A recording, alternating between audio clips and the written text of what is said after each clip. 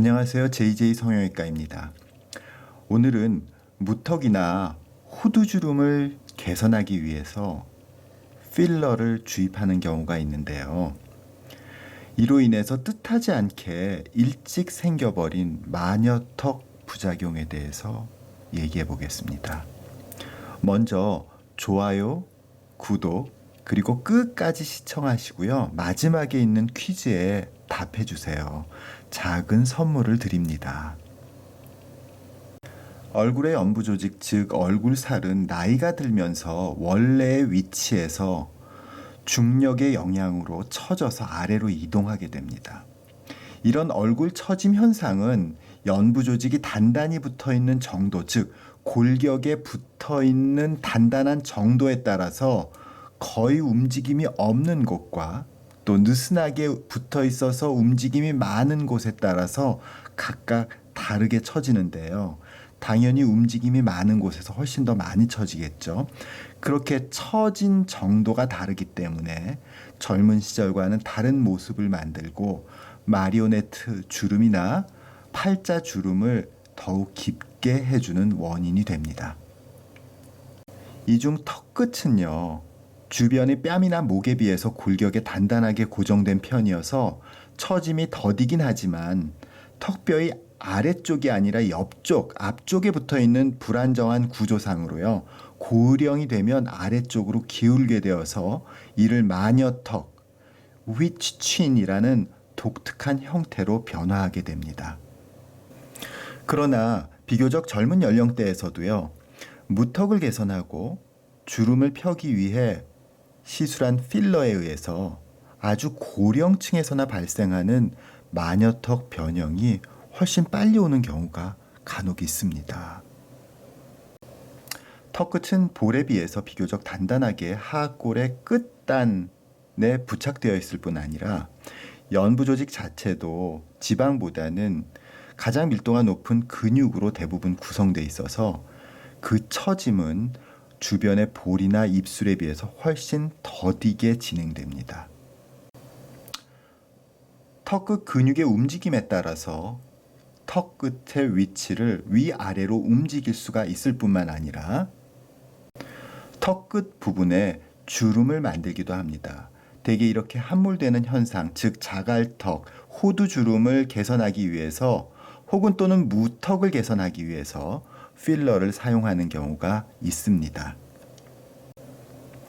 그러나 턱끝의 연부 조직은 하악골 끝단의 아래쪽이 아니라 앞면 쪽에 붙어 있어서 뼈에 가까운 쪽은 안정적이지만요. 그래서 잘 처지지 않지만 뼈에서부터 먼 쪽, 즉 피부에 가까운 얕은 층은요, 쉽게 처질 수가 있습니다. 따라서 무턱, 호두주름 등을 개선하기 위해서 너무 얕은 층에 주입되거나 또 너무 많이 주입된 필러는 조금만 턱끝의 연조직 지지인대가 약해지더라도 조기에 그렇게 고령이 아니더라도 쉽게 아래로 처지는 현상이 생길 수 있습니다. 이런 현상을 예방하기 위해서는요, 무턱을 개선하기 하는 필러는 가급적 안정적인 깊은 층에 주입해야 하고요. 호두주름 개선은요, 함몰부를 메꾸는 것이 아니라 함몰부를 안쪽으로 끌어당기는 근육의 힘을 부분적으로 약화시켜주는 보톡스가 효과적입니다. 그러나 이미 마녀턱이 생겼다면 녹는 필러라면 쉽게 녹일 수가 있습니다. 그러나 그렇지 않은 경우에는요, 턱 밑에 3 내지 4cm 정도의 작지 않은 절개를 이용해서 잘못 주입된 필러를 제거하고 연부 조직을 턱끝 골막에 고정하는 수술이 필요할 수 있습니다. 물론 이 흉터는 턱 아래쪽에 존재하므로 잘 눈에 띄지 않고 시간 지나면 잘 보이지 않기에 다행스럽기는 합니다. 하지만 가급적이면 애초에 필러를 너무 얕은 층에 주입하는 것은 피하는 것이 좋겠죠. 오늘은 무턱과 자갈턱을 개선하기 위해 너무 얕게 주입된 필러에 의해 발생하는 마녀턱에 대해서 알아보았습니다. 요약을 하면은요, 무턱 필러를 주입할 때는 깊은 층에 주입해야 합니다. 자갈턱은 필러가 아니라 보톡스로 개선을 하는 거고요.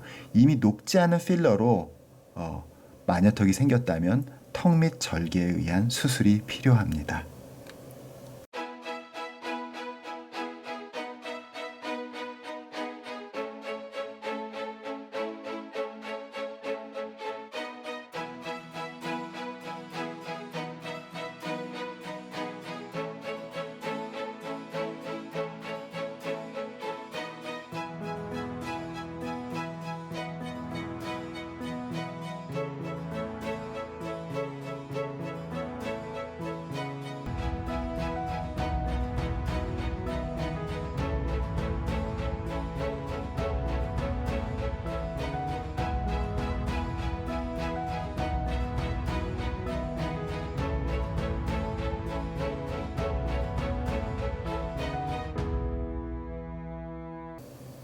오늘의 퀴즈는요. 다음 중 옳은 설명을 골라보세요. 1번 호두주름을 개선하기 위해서는 함몰부에 필러를 주입해야 한다.